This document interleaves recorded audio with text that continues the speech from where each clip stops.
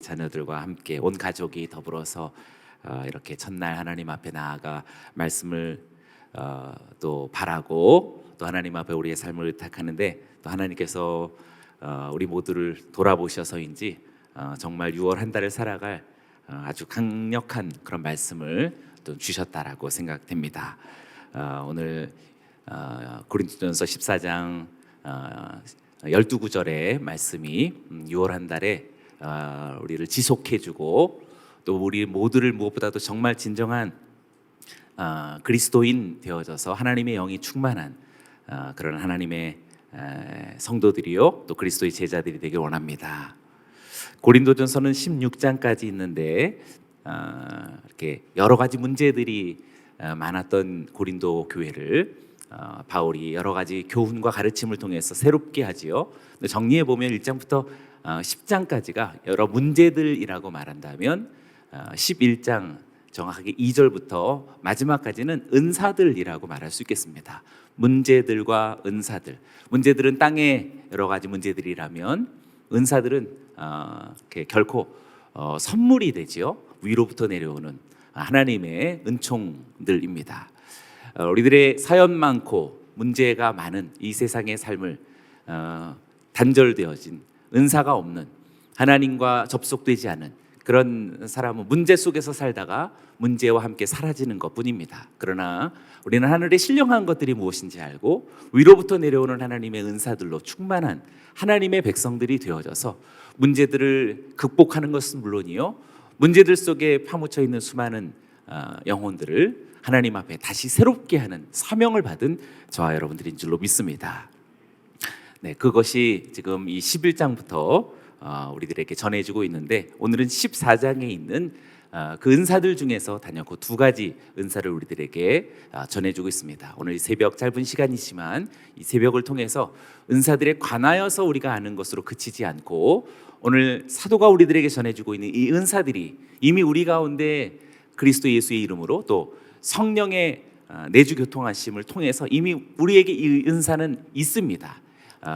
현재하고 있고 그리고 살아 있습니다. 그것이 역사하고 정말 하나님의 뜻대로 그 은사들이 우리의 삶을 넘쳐날 수 있도록 또 그러한 하나님의 역사가 오늘 이 새벽에 있을 줄로 믿습니다. 보시죠. 우리가 그 주일 말씀을 좀 기억했으면 좋겠는데요.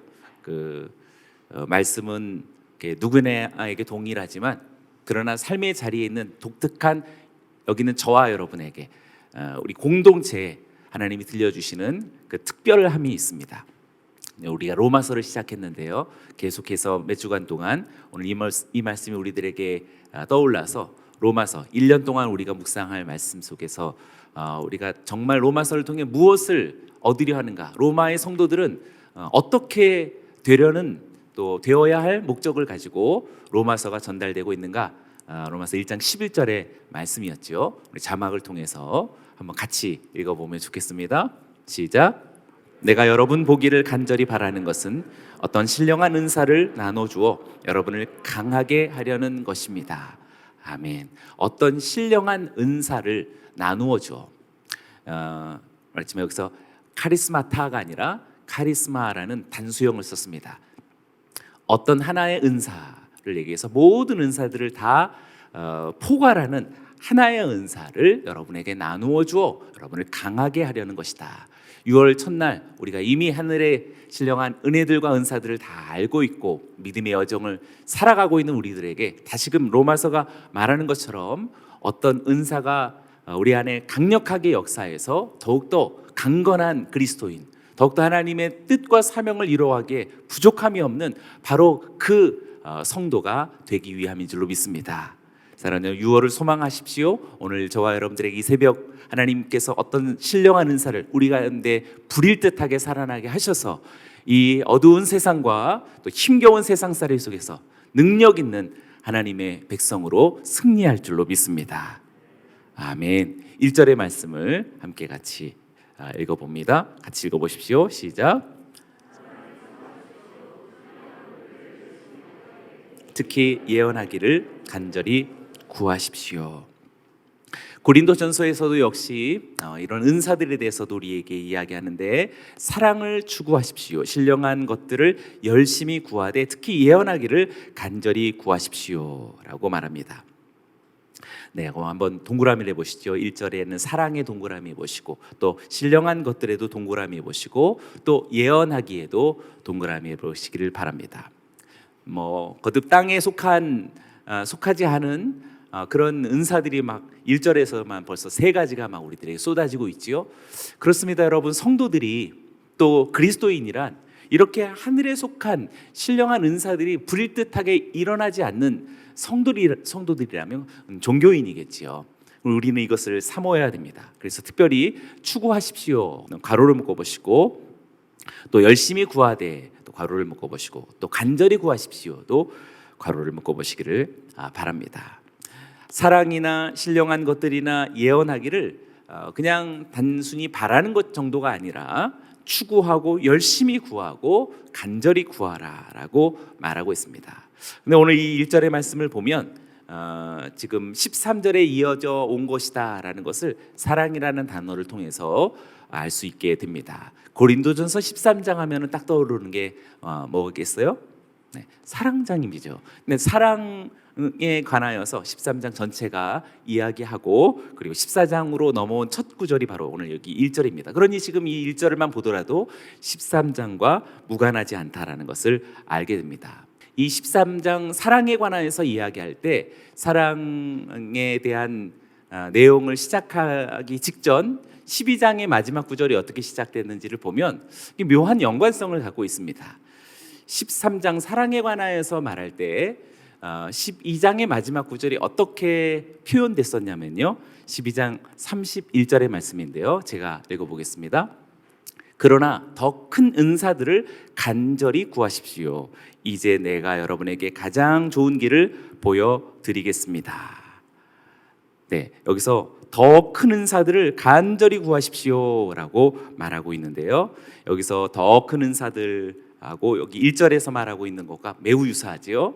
1절에서는 신령한 것들을 열심히 구하십시오라고 이야기하고 있듯이 12장의 마지막 구절도 더 큰 은사들을 간절히 구하십시오라고 말해서 단어들이 다 똑같습니다. 특별히 여기서 간절히 구하다라고 하는 젤루테라고 하는 말이 12장 31절에서도 젤루테를 썼고, 또 14장 1절에서 열심히 구하십시오라는 말도 동일한 단어를 사용하고 있습니다. 젤루테라고 하는 말을 어원 속에서 젤러시라고 하는 어떤 질투에 가까울 만큼의 간절한 사모함이라고 말할 수 있죠. 그냥 주면은 좋고 아니면은 어쩔 수 없는 이 정도가 아니라 무슨 질투에 가까울 만큼의 간절한 사모함이다. 그러한 사모함으로 구하고 찾는 것이다라고 말할 수 있겠습니다. 그러니 잘 생각해 보면 지금 12장의 마지막 구절은 더욱 큰 은사들을 간절히 구하십시오. 그러면 그것을 위한 가장 좋은 길을 보여주겠습니다라고 사도 바울이 말하면서 사랑을 그렇게 우리들에게 전해 주었다면, 고린도전서 13장에서 이제 14장 1절에서는 그 역순이라고 말할 수 있겠죠. 더욱 큰 은사들을 사모하는 가장 좋은 길인 사랑을 추구하면서 신령한 은사들을 열심히 구하라라고 사랑을 전제하고 있고, 사랑을 기초하고 있고, 사랑을 강력하게 추구하면서 신령한 은사들을 젤루테, 간절히 사모하고 그것을 구하라라고 말하고 있습니다. 그러니 여러분, 사랑과 은사들은 떼어질 수 없습니다. 그러니 우리들의 모든 신앙의 어떤 은사들과 또 하늘의 보화들은 철저하게 사랑에 기초하고 사랑에 동기되어져야 한다는 사실을 우리들에게 알려주고 있습니다. 그러니 사랑하는 여러분, 오늘 우리가 신령한 것들을 구하기 전에 먼저 우리 사랑하는 공동체는 사랑으로 충만하고 사랑으로 역사하는 주님의 공동체가 되기를 축원합니다. 특별히 첫 번째 이 괄호인 추구하라라고 하는 디오코라고 하는 단어를 썼는데요, 이 추구하다라는 추적하다, 몰아가다, 사냥꾼이 짐승을 풀어 사냥물을 이렇게 얻기 위해서 이렇게 사냥개와 함께해서 막 쫓아가죠. 그렇게 뭐 추적하고 몰아가다라고 하는 그런 굉장히 강렬한 의미의 단어를 사용해서 사랑을 추구하십시오, 사랑을 쫓으십시오, 사랑을 집요하게 따라가십시오라고 그런 단어를 사용했습니다. 같은 맥락 속에서 그런 디오코라고 하는 단어를 추구하다라는 말을 신령한 것들도 역시 열심히 구하십시오라고 하는 아까 젤로테라고 하는 말을 사용했던 것입니다. 그것은 질투하다, 사모하다라는 단순히 어떤 좋아하다라는 감정을 뛰어넘어서 아주 강렬하게 열망하는 것이 바로 뒤에 있는 열심히 구하라라는 말이 되겠습니다. 바울은 지금 매우 강한 의미를 가진 단어들을 사용해서 신령한 은사들을 사랑을 추구하면서 추구할 것을, 또 구할 것을, 사모할 것을 강조한 것이다라고 말할 수 있겠습니다. 문제들이 많았던 고린도 성도들에게, 고린도 교회에 그 문제들을 극복하고 그 문제들을 뛰어넘을 수 있는 가장 강력한, 그리고 가장 근원적인 그런 방법은 바로 하나님의 은사들과 하나님의 성품들로 충만한 것이라고 말할 수 있겠습니다. 단연코 주님의 교회와 주의 성도들이 하나님의 성품으로서의 사랑으로, 하나님의 속성으로서의 은사들이 가득한 그러한 교회와 성도가 되어져야 할 것입니다. 사랑하는 여러분, 6월 첫날 하나님은 우리들에게 하나님의 성품으로서의 사랑을 추구하고 간절히 그것을 쫓고, 그리고 하나님의 은사들이 충만한 주의 공동체가 될 것을 말씀하고 있습니다. 우리 모두에게 오늘 말씀대로 이루어지기를 주의 이름으로 축원합니다.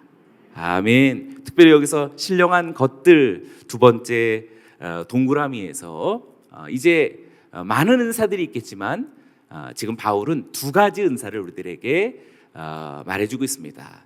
많은 은사들 중에서 이 두 가지들을 아주 대표적으로 우리들에게 제시했으니 우리들이 많은 은사들을 여기서 구하기보다 이 두 가지 은사를 오늘 우리의 마음속에서 결심하고 결정하고 또 특정화할 수 있는 우리 모두였으면 좋겠습니다. 바로 방언과 예언입니다. 방언과 예언. 그러나 방언을 지나치게 신령한 은사로 간주했던 고린도 성도들에게 더 큰 관심에 관해서 권면하고자 했던 것이 오늘 본문 말씀에 이렇게 주목되어지는 주제입니다. 특히 예언하기를 간절히 구하십시오라고 말하면서 예언에 대해서 더 비교급을 사용해서 우리들에게 강조하고 있습니다. 어떤 내용인지 2절 말씀을 제가 읽어봅니다. 방언을 말하는 사람은 사람들에게 말하는 것이 아니라 하나님께 말하는 것입니다. 아무도 이것을 알아들을 수 없습니다. 이는 그가 영으로 비밀을 말하는 것이기 때문입니다. 그래서 분명히 방언에 대해서 설명해 주고 있죠. 방언은 사람의 말을 가리키는 것이 아니라 천사의 말과 같은 그런 어떤 무아지경의 어떤 언어들이다라고 할 수 있겠습니다. 그래서 고린도전서 13장 바로 전장 13장 첫 구절에서 이렇게 이야기했었죠. 너무나도 잘 아는 구절입니다. 내가 만일 사람의 언어와 천사의 말을 한다 할지라도 내게 사랑이 없으면 울리는 징이나 소리나는 꽹과리와 같을 뿐입니다. 분명히 대조가 되고 있죠. 사람의 언어, 이제 뒤에 있는 예언이라고 말할 수 있겠죠. 뒤에 있는 것은 천사의 말들이라고 하는 것은 또 방언이라고 말할 수 있겠습니다. 그래서 선명하게 지금 대조를 이루고 있습니다. 어떤 은사가 있다 할지라도 지금 사랑이 없다면 아무 의미가 없는 것이다 라고 전제를 두고 있습니다. 특별히 다시 2절로 돌아와서 보면은요, 영으로 비밀을 말하는 것이다 라고 방언에 대해서 우리들에게 설명해 주고 있습니다. 여기서 영으로는 성령으로라고 또 말할 수 있겠죠. 성령의 힘과 도움으로써 비밀을 말하는 것이다 라고 말했는데, 여기서 비밀은 우리가 고린도전서 2장 1절에서 비밀 맡은 자라고 하는 어떤 하나님의 또 말씀이나 또 계시로서의 비밀이라기보다는 성도 자신에 있는 우리가 마땅히 빌 바를 알지 못하나 성령께서 말할 수 없는 탄식으로 우리를 위해서 친히 간구하십니다라고 했을 때 우리가 뭘 구해야 될지도 모르겠고 나도 나 자신을 잘 모르겠는 나의 어떤 깊은 그 어떤 그것을 하나님의 성령은 아셔서 하나님 앞에 간구하실 때 방언이 바로 그러한 기도를 수행할 수 있게 하는 매우 신령한 그런 은사라고 말할 수 있겠습니다. 우리가 여기서 지금 예언을 주목해서 방언을 조금 이렇게 주목하지 않는 것처럼 보여지지만 절대로 방언을 우리가 같이 평가절하할 이유가 절대 없습니다. 바라는 것은 여기는 우리 모든 성도들이 이후도 말하겠지만 하나님 앞에 방언 말하기를 우리 모든 성도들이 능숙하고 또 즐거이 수행할 수 있기를 주의 이름으로 축원합니다. 아멘. 방언은 알아들을 수 없는 것이다라고 방언의 은밀성을 우리들에게 말해주고 있습니다. 당연하죠. 방언을 통해서 성도는 다른 사람에게 알리지 않은 채 하나님께 기도할 수 있는 매우 유력한 장점을 가지고 있는 것입니다. 그리고 오랫동안 기도할 수 있는 힘도 바로 이 방언에서 얻어질 수 있는 것입니다. 방언을 사용하시는 분들이요 즐거이 기쁨으로 감사함으로 방언 말하기를 여러분들이 즐거이 행하실 수 있기를 원하고, 그러나 아직 그것이 무엇인지 모르는 분들은 오늘 사모함으로 그 신령한 은사를 구하게 되기를, 그래서 얻게 되기를 주의 이름으로 축원합니다. 그러나 더욱더 오늘 3절 말씀을 보면 이제 방언이 어떤 기초 위에 서야 하는지를 비교를 통해서 알 수 있게 됩니다. 3절을 보시지요. 그러나 예언하는 사람은 사람을 세워주고 격려와 위로의 말을 합니다. 네, 여기서 또 이제 예언에 대해서 우리들은 분명하게 이해할 수 있게 됩니다. 예언이라는 것이 무엇인지 알게 되는데요. 우리 보통 예언하게 되면 어떤 미래의 어떤 사건을 예지적으로 알고 그것을 말해주는 것이라고 생각할 수 있겠습니다. 틀리지는 않지만 완전하지 않습니다. 특별히 성서 속에서의 예언은 그렇게 어떤 점치듯이 미래의 사건을 알아맞추는 그런 기능적인 그런 수단에만 지나지 않습니다. 그래서 성령의 감동에 따라 전에도 계시고 지금도 계시며 앞으로도 계시는 하나님의 현존 속에서의 하나님의 마음, 또 하나님의 뜻, 또 하나님의 어떤 생각을 먼저 그것을 느끼고 먼저 분별하고 먼저 깨달아서 그 깨달은 하나님의 마음과 뜻과 계시를 누군가에게 전인격적으로 영향을 주고 알려주고 가르치는 것이 예언이라고 말할 수 있겠습니다. 그래서 그 예언을 들은 자가, 예언을 받은 자가 그냥 들었구나라는 것으로 멈추지 않고 하나님께서 원하시는 반응으로서 나타날 수 있도록 그렇게 목적하는 것이 바로 예언이다라고 할 수 있겠습니다. 때문에 예언 속에는 놀라운 통찰이 담겨져 있고요, 또 권면이 담겨져 있고요, 또 위로가 담겨져 있을 뿐만 아니라 하나님의 경고가 담겨져 있기도 합니다. 그래서 예언은 하나님께서 사람에게 전혀 예상치도 못했을 때 불현듯하게 깨닫게 하시는 어떤 교훈의 속성으로 다가오게 됩니다. 보통 설교체로서 나타나게 될 때가 많죠. 저는 지금 강단에서 하나님의 말씀을 전할 때 이 말씀이 예언적 성격을 담고 있는 것입니다. 하나님의 마음이 여러분의 마음속에서 전혀 예상치 않았는데 여러분의 마음에 강한 두드림이 되고 여러분의 닫혀진 마음이 열리고 지난날 마치 휘장처럼 가리워져 있던 여러분의 삶의 어떤 부분이 열려져서 하나님 앞에 반응할 수 있는 그러한 역사가 있다면 하나님의 예언이 작용하는 것인 줄로 믿습니다. 바라건대 오늘 여기는 저와 여러분들의 모두에게 오늘 이 말씀이 예언이 되어지고 여러분들의 삶에 놀라운 변화가 일어나기를 주의 이름으로 축원합니다. 할렐루야. 4절의 말씀을 보시지요. 방언하는 사람은 자신에게 도움이 됩니다. 그러나 예언하는 사람은 교회를 이롭게 합니다. 네, 4절 말씀을 또 보면 또 아주 선명한 대조를 이루고 있습니다. 방언하는 사람, 또 우리 동그라미를 해보시고, 예언하는 사람 또 동그라미를 해보시기 바라고, 뒤에 있는 자신에게 도움이 됩니다 괄호, 또 뒤에 있는 교회를 이롭게 합니다 괄호를 묶어보시기를 바랍니다. 지금 개역 성경에서는 덕을 세우다라는 말로서 방언은 자기의 덕을 세우고 또 예언은 교회의 덕을 세웁니다.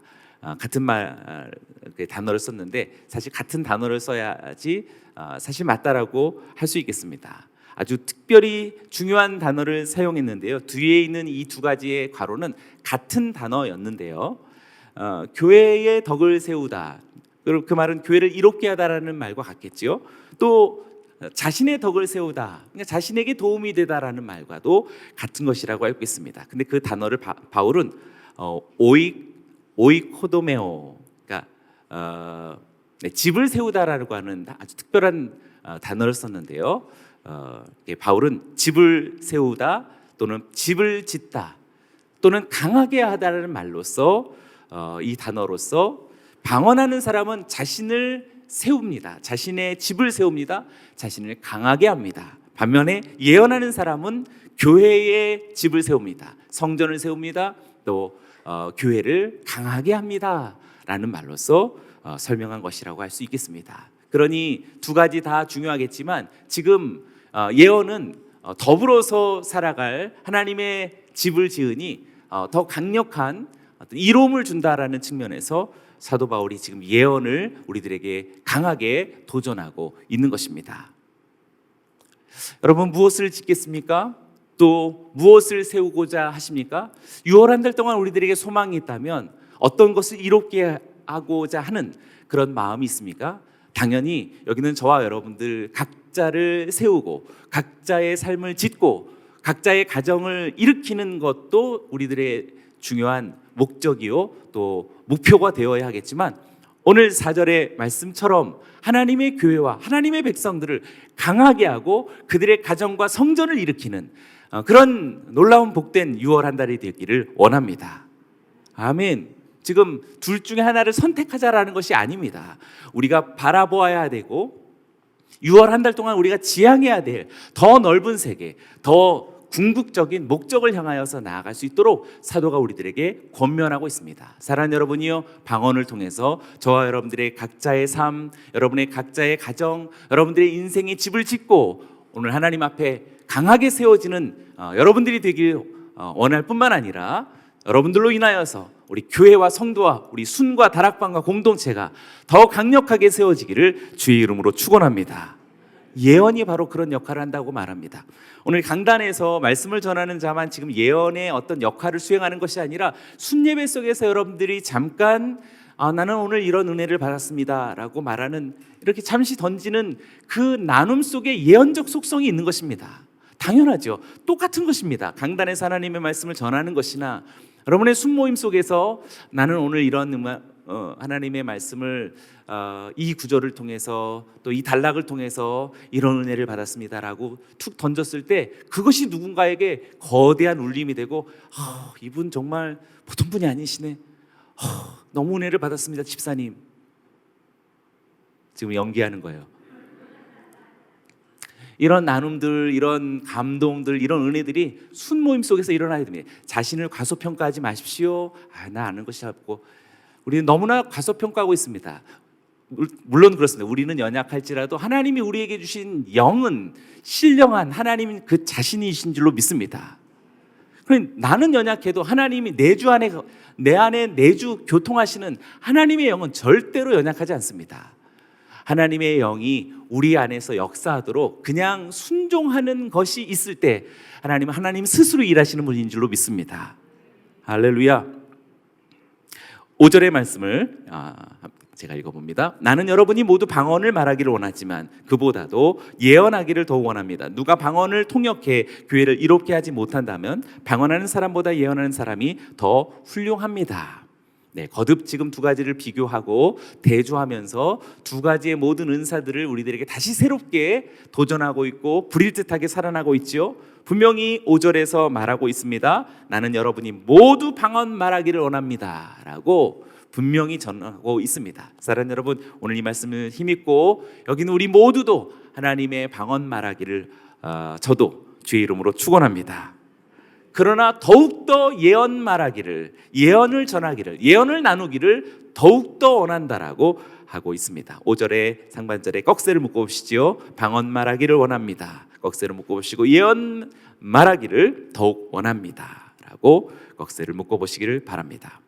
그러나 가운데 이제 중요한 것이 있습니다. 물결을 내보시죠. 누가 방언을 통역해 교회를 이롭게 하지 못한다면, 물결을 긋고 또 별표해 보시기를 바랍니다. 오이코도메오라고 하는 아까 집을 세우다 또 강하게 하다라는 말을 사용해서 교회를 그렇게 세우고 교회를 이롭게 하지 못한다면, 그렇다면 방언하는 사람보다 예언하는 사람이 더 훌륭할 것이다 라고 그렇게 말하고 있습니다. 그러니 방언은 조금 이기적인 측면으로 그칠 수 있다라는 우리들에게 소중한 영적 지침을 주는 것이지요. 방언 말하기를 좋아해야겠지만 방언이 가져다주는 이기적인 자기만을 바라는 자기만을 집착하는 신앙생활로 그치는 것을 방지하는 좀 놀라운 영적인 교훈을 우리들에게 전해주고 있습니다. 잘 생각해 보면 이제 방언을 즐겨하고 방언을 과시하는 사람들 중에는 다소 자신의 신앙의 어떤 특별성, 자신의 신앙의 어떤 우월한 어떤 체험 혹은 어떤 영적인 어떤 경험들에 대한 그런 결과들을 과시하려는 그런 분들이 좀 많습니다.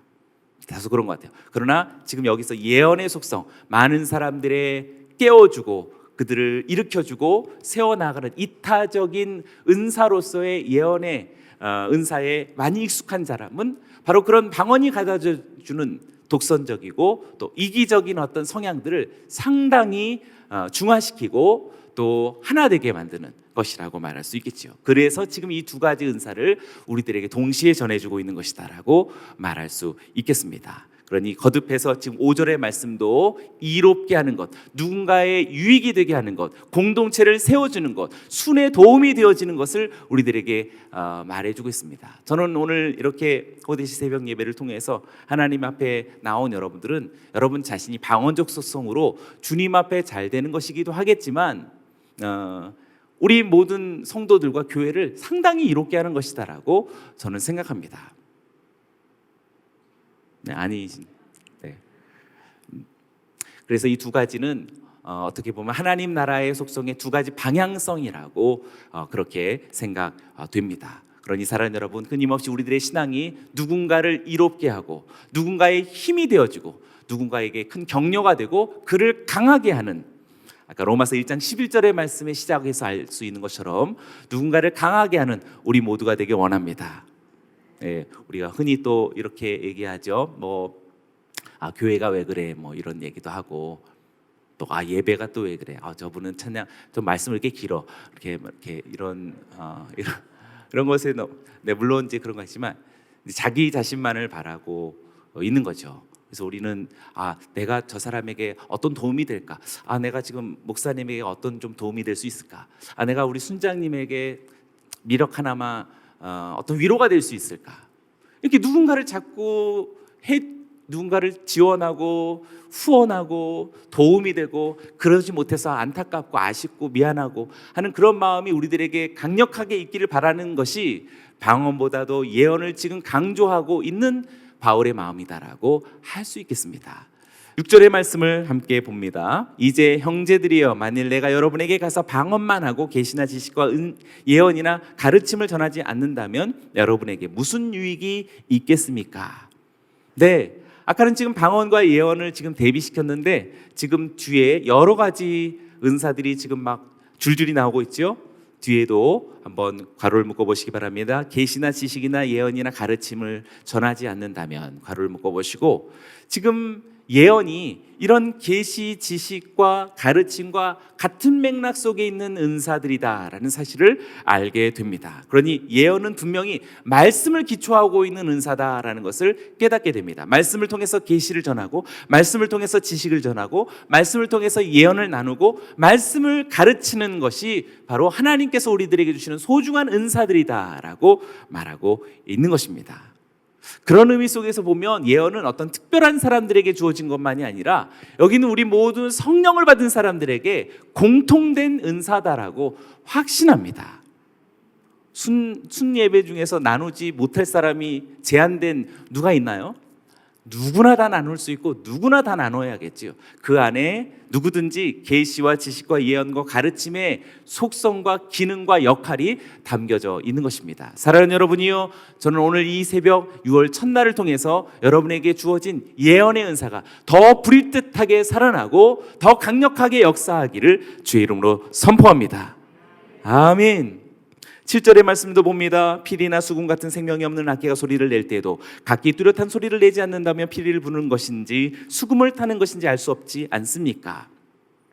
6절에서는 지금 바울이 해석되지 않는 방언, 방언은 무슨 말 하는지 잘 모르니까 해석되지 않은 방언보다 예언의 유익함을 강조하기 위한 몇 가지 예들을 들었는데 6절에서는 자기 자신의 예를 들은 것이요 7절에서는 악기의 예를 들고 있습니다. 8절까지 악기의 예를 들고 있습니다. 네, 이 악기는 지금 피리와 수금과 나팔을 들었는데요. 지금 음계를 분명하게 내지 않고 피리나 수금이나 나팔을 불면은 전혀 분간할 수 없고 또 짜증이 나겠죠. 전혀 감동은커녕 무슨 음악을 하는 것인지 이렇게 이상할 뿐만 아니라 너무 오래 되면 이렇게 짜증이 나는 걸 수도 있겠죠. 지금 그 얘기를 하고 있습니다. 8절에서도 나팔이 불분명한 소리를 내면 누가 전투 준비를 하겠습니까? 나팔은 보통 이제 공격이나 후퇴 명령을 내릴 때 신호를 알리기 위해서 나팔을 불게 되는데요. 이 신호가 불분명하게 불려졌을 때는 지금 공격을 하라는 건지 후퇴를 하라는 건지 알지 못해서 목적을 상실하게 된다라는 이야기를 합니다. 무엇에 대한 비유냐면은요, 가르침이 없는 방언. 방언은 누구를 가르치기 위한 그런 기능으로서의 은사가 아니지요. 여러분들께서 지금 오늘 새벽에 방언으로 막 이렇게 기도한다고 해보죠. 그걸 누구를 가르치려고 하는 것이 아니라 하나님 앞에 지금 기도하고 있는 것입니다. 그런데 그러한 은사들로서만 그치게 되어진다면 아무런 유익이 없게 된다라는 사실입니다. 그것은 마치 뚜렷한 소리나 불분명한 소리처럼 개인적인 차원에서만 그치는 이기적인 무익한 은사일 뿐이다라고 말해서 반드시 방언이 예언이나 지식이나 또는 계시나 가르침과 동반되어져야 한다라는 사실을 우리들에게 강조해주고 있는 것입니다. 그러니 방언을 말하는 사람은 더욱더 예언의 은사를 사모하며 구사해야 된다는 것을 우리들에게 말해주고 있습니다. 사랑하는 여러분, 그러니 오늘 둘 중에 하나를 택하라라는 이야기가 아니라 우리 모두가 방언을 말하며 더욱더 예언하기를 소망하는 사도의 마음이 전해지듯이 여기는 우리 모두가 그러한 은사로서 나아가기를 원합니다. 10절과 11절을 봅니다. 세상에는 수많은 종류의 말소리가 있으나 뜻이 없는 말은 하나도 없습니다. 그러므로 만일 내가 그 말의 뜻을 알지 못한다면 그 말하는 사람에게 나는 외국 사람이 되고 그 말하는 사람도 내게 외국 사람이 될 것입니다. 세 번째 예를 말하고 있죠. 외국인의 예를 들고 있습니다. 고린도에는 외국인들이 많았던 국제 항구이며 국제 도시였죠. 그러니 고린도 사람들에게 외국인은 매우 익숙한 그런 사람들입니다. 매우 익숙하다라는 것은 말을 알아듣지 못하면 통역자가 많았다라는 것이고 그 언어를 구사할 수 있는 사람들이 많았다라는 이야기도 되겠지요. 그러니 많은 통역자가 있고 언어를 익숙하게 알아들을 수 있을 때 외국인들은 자연스러운 거지만 도무지 못 알아듣는 사람들이 도무지 알아들을 수 없는 어떤 매체나 방법이 없다면 그것은 아무 의미 없는 그런 이방인일 뿐이다라고 말할 수 있는 것입니다. 그러니 통역되어지지 않고 가르침이 없는 가르침의 예언이 없는 무분별하고 불분명한 방언은 교회에 유익이 없는 것이다라고 그렇게 이야기하고 있는 것입니다. 그러니 이 두 가지 은사를 우리들에게 이야기할 뿐만 아니라 우리들의 범사의 신앙생활 속에서 개인적인 하나님 앞에서의 성장과 더불어서 공동체적인 성장 두 가지 이 지향점을 우리들에게 강조하는 두 예언이라고 말할 수 있겠습니다. 우리들의 신앙에 이런 균형이 있기를 원하고 그리고 아름다운 성장의 조화가 있기를 주의 이름으로 축원합니다. 마지막 11절의 말씀을 12절의 말씀을 읽고 마치겠습니다. 시작. 이와 같이 여러분은 성령의 은사를 간절히 원하는 사람들이니 교회를 위해 더욱 풍성하게 받기를 구하십시오. 아멘. 아까 우리 5절 말씀, 오늘 본문에서 5절 말씀에 어떤 요절과도 같은 말씀 5절을 지금 반복해서 결론을 맺고 있지요. 이 성령의 은사들을 간절히 원하는, 아까 이것도 또 젤로타이라를 질투심에 가까울 만큼 원하라, 사모하라라는 마음으로 성령의 은사들을 간절히 원하는 사람들이 여기 있는 저와 여러분들이라고 말하고 있습니다.